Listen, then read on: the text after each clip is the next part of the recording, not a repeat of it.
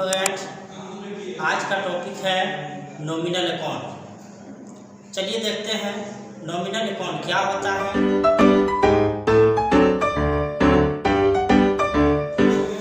Nominal account definition: all expenses and loss, all expenses and loss account सभी तरह के खर्च एवं हानि खाता and all income and gain account name and सभी तरह के आय एवं वृद्धि या लाभ खाता का नाम को इज ए नॉमिनल अकाउंट। सभी तरह के खर्च एवं हानि खाता एंड सभी तरह के आय एवं लाभ खाता का नाम को नॉमिनल अकाउंट कहते हैं। जैसे वेजेज, वेजेज मीन्स होता है मजदूरी, वेजेज मीन्स होता है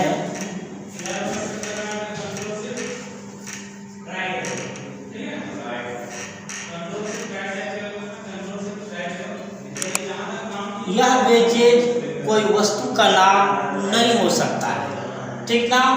यह वेजेज कभी किसी को इनकम होता है, कभी किसी के लिए एक्सपेंस होता है, ठीक ना। कभी किसी के पास आता है, वेजेज के नाम से कुछ पैसा आता है, और कभी किसी के पास से वेजेज के नाम पे पैसा चला जाता है। जब वेजेज के नाम से कोई पैसा जाता है वह एक्सपेंस कहलाता है, जब वेजेज के नाम से कोई पैसा आता है तब इनकम कहलाता है। और हम जानते हैं कि all expenses and loss account सभी तरह के खर्च एवं हानि खाता नॉमिनल अकाउंट कहलाता है and all income and gain account is a nominal account. सभी तरह के आय एवं व्यय का आय एवं लाभ खाता नॉमिनल अकाउंट कहलाता है। यह वेजेज अगर आता है तब इनकम, जब आता है तब इनकम, जब इनकम तब नॉमिनल। यह वेजेज जब जाता है तब एक्सपेंस, जब एक्सपेंस तब भी नॉमिनल। रेंट, रेंट मीन्स होता है किराया।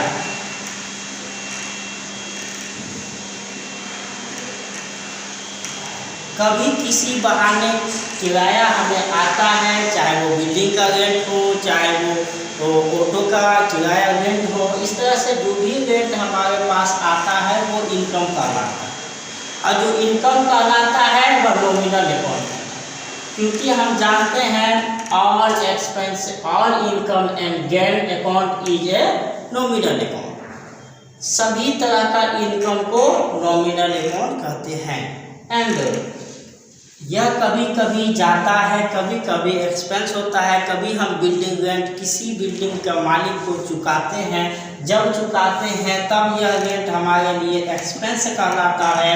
और हम जानते हैं कि सभी तरह के expense and loss account is a nominal account.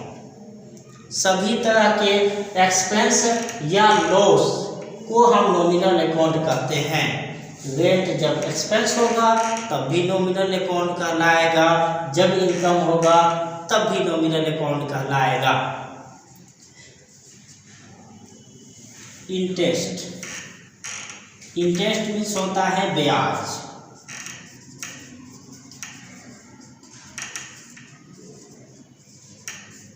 कभी कभी हम ब्याज किसी को चुकाते हैं और कभी कभी ब्याज हम किसी से पाते हैं। नाम नहीं बदलता है, नाम ब्याज ही रहता है, लेकिन उसका नेचर बदल जाता है। नेचर क्या बदलता है? कभी इंटरेस्ट इनकम के नाम बन जाता है, कभी इंटरेस्ट एक्सपेंस बन जाता है। जब इंटरेस्ट जब इंटरेस्ट हमारे पास आता है तब इनकम कहलाता है, और जब इंटरेस्ट हमारे हाथ से जाता है तब एक्सपेंस कहलाता है। इंटरेस्ट किसी भी हालत में नॉमिनल अकाउंट ही कहलाएगा। क्यों? क्योंकि हम जानते हैं कि all expenses and loss account is a nominal account, all income and gain account is a nominal account. सभी तरह के खर्च एवं हानि खाता नॉमिनल अकाउंट कहलाता है, एंड सभी तरह के आय एवं लाभ खाता भी नॉमिनल अकाउंट कहलाता है। चलिए, तो नॉमिनल अकाउंट का रूल्स बताते हैं कि इसका नियम क्या है, डेबिट पक्ष में क्या लिखा जाएगा और क्रेडिट पक्ष में कौन सा अकाउंट क्या लिखा जाएगा, कहाँ लिखा जाएगा, कब लिखा जाएगा। देखिए, इसका रूल्स कहता है debit all expenses and loss. Debit पक्ष में लिखना है सभी तरह का एक्सपेंसेस मीन्स खर्च, एंड लॉस मीन्स हानि। डेबिट पक्ष में सभी तरह का एक्सपेंस एंड लॉस लिखा जाता है। And credit all income and gain, credit पक्ष में लिखना है सभी तरह के आय एवं लाभ को। चलिए, एग्जाम्पल के लिए क्वेश्चन लेते हैं, पेड वेजेज बाय कैश ₹600। हमने किसी व्यक्ति को पेड किया, चुकाया वेजेज के नाम से, बाय कैश पैसा चुकाया 600। अब यह वेजेज एक अकाउंट होता है नॉमिनल अकाउंट। क्यों? क्योंकि हम जानते हैं कि सभी तरह के आय एवं सभी तरह के एक्सपेंस नॉमिनल अकाउंट कहलाता है, और पेड किए वेजेज मीन्स यह एक्सपेंस है, यह खर्च किए हम। अब इसे कहाँ लिखे? क्योंकि इस टैली की पद्धति में जर्नल एंट्री में दो पक्ष मिलता है, एक डेबिट पक्ष, एक क्रेडिट पक्ष। आपने इस दोनों अकाउंट में से, दोनों पक्ष में से किसी एक जगह में लिखना होता है, और सही जगह पे लिखना होता है जो इसका नियम कहता है। इसका नियम क्या कहता है? Debit all expenses and loss.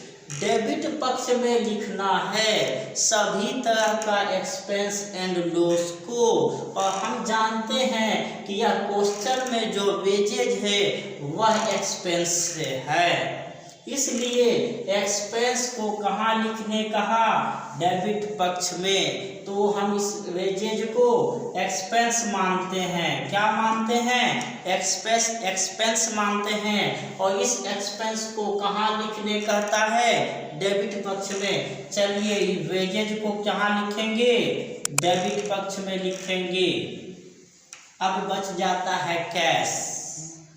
हम पिछले वीडियो में बता चुके हैं कि कैश किसी के लिए भी संपत्ति होता है, और संपत्ति जब आता है तब डेबिट, जब जाता है तब क्रेडिट। ठीक ना?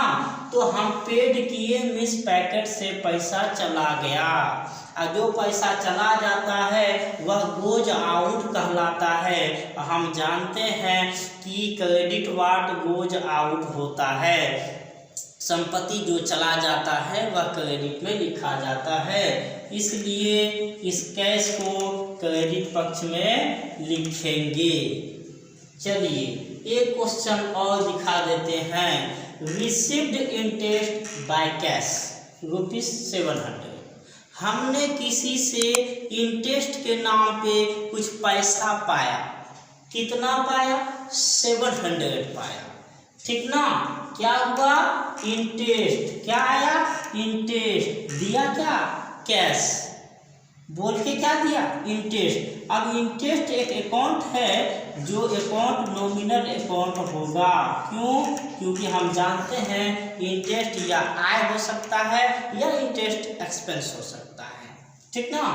तो हम देखेंगे इसका नियम कि यह इंटरेस्ट कहाँ लिखा जा सकता है।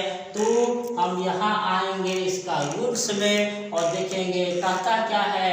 Debit all expenses and loss. Debit पक्ष में लिखना है सभी तरह के एक्सपेंस, सभी तरह के खर्च एंड लॉस मीन्स हानि को। एंड क्या कहता है आगे, credit all income and gain, credit पक्ष में लिखना है सभी तरह के इनकम आय एवं लाभ को। ठीक ना, तो हम जानते हैं हमने रिसीव्ड किया इंटरेस्ट, इंटरेस्ट नॉमिनल अकाउंट है, आया है तब लाभ है, आया है तब आय है, आया है तब इनकम है, हम इनकम मान लेंगे। तो जो इनकम है वो कहाँ जाएगा, इनकम, इनकम को कहाँ लिखने कहता है, इसका नियम यहाँ से उठ के यहाँ आएंगे और यहाँ देखेंगे कि इनकम को कहता है क्रेडिट पक्ष में लिखने के लिए credit all income and gain. ठीक ना, तब हम क्रेडिट पक्ष में लिखेंगे क्या, इंटरेस्ट।